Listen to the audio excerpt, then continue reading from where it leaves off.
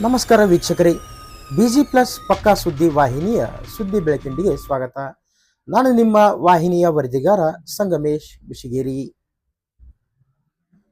ಕುಷ್ಟಗಿ ಪಟ್ಟಣದ ಬಾಲಕಿಯರ ಸರ್ಕಾರಿ ಪದವಿ ಪೂರ್ವ ಕಾಲೇಜಿಗೆ ಉರ್ದು ಭಾಷಾ ಉಪನ್ಯಾಸಕರನ್ನು ನೇಮಿಸುವಂತೆ ಕೋರಿ ರಾಜ್ಯ ಅಲ್ಪಸಂಖ್ಯಾತರ ಆಯೋಗದ ಮುಖ್ಯಮಂತ್ರಿಗಳ 15 ಅಂಶಗಳ ಅನುಷ್ಠಾನ ಸಮಿತಿ ಜಿಲ್ಲಾ ನಾಮನಿರ್ದೇಶಿತ ಸದಸ್ಯ ನಜೀರ್ ಸಾಬ್ ಮುಲಿಮನಿ ಅವರು ಕೊಪ್ಪಳದ ಪದವಿ ಪೂರ್ವ ಶಿಕ್ಷಣ ವಿಭಾಗದ ಉಪನಿರ್ದೇಶಕರಿಗೆ ಮಂಗಳವಾರ ಮನವಿ ಪತ್ರ ಸಲ್ಲಿಸಿದ್ದಾರೆ.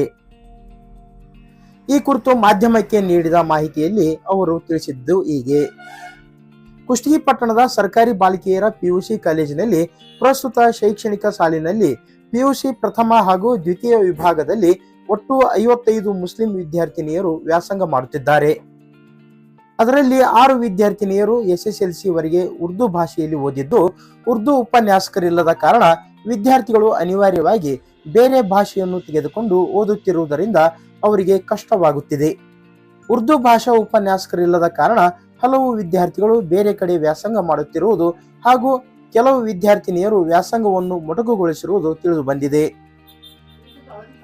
ಮಕ್ಕಳ ಶೈಕ್ಷಣಿಕ ಬೆಳವಣಿಗೆಯ ಹಿತದೃಷ್ಟಿಯಿಂದ ಕುಷ್ಟಗಿ ಪಟ್ಟಣದ ಬಾಲಕಿಯರ ಸರ್ಕಾರಿ ಪದವಿ ಪೂರ್ವ ಕಾಲೇಜಿಗೆ ಉರ್ದು ಭಾಷಾ ಉಪನ್ಯಾಸಕರನ್ನು ನೇಮಿಸಲು ಕ್ರಮ ಕೈಗೊಳ್ಳಿ ಎಂದು ಬರೆದ ಮನವಿ ಪತ್ರದಲ್ಲಿ ಕೋರಿದ್ದಾರೆ.